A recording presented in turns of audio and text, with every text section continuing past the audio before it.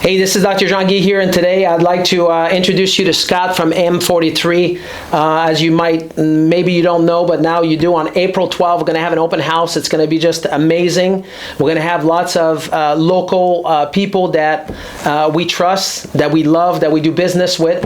And I want to introduce you today to Scott, who's the owner of 3 locations here in town of M-43.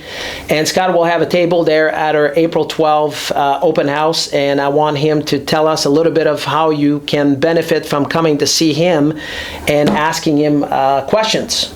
First off, thanks for having me. Thanks for inviting me. Yeah, you bet. So what I'm most excited about is I think a lot of people now are becoming more cognizant or in the driver's seat of their own health. I get questions all the time: chiropractor, doctor, nutritionist, who do I go see? I personally like to stay in my lane. It's something that I know that I'm good at, but it's nice to have everybody under one roof where a lot of questions can get answered at one time instead of me just kind of forwarding contacts and whatnot and a waiting period to get into somebody. So tell me about what are the most frequently people like the misconception that they have about training? I would say 2. I would say the first one is that lifting weights of any kind is going to make me bulky. I always say cupcakes make you bulky, not weights. And then the second thing is I really get asked of the importance of strength training as we get older.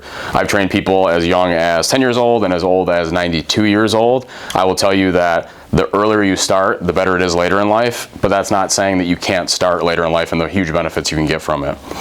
So this is just like a tiny, like a little taste of what's going to happen on that day.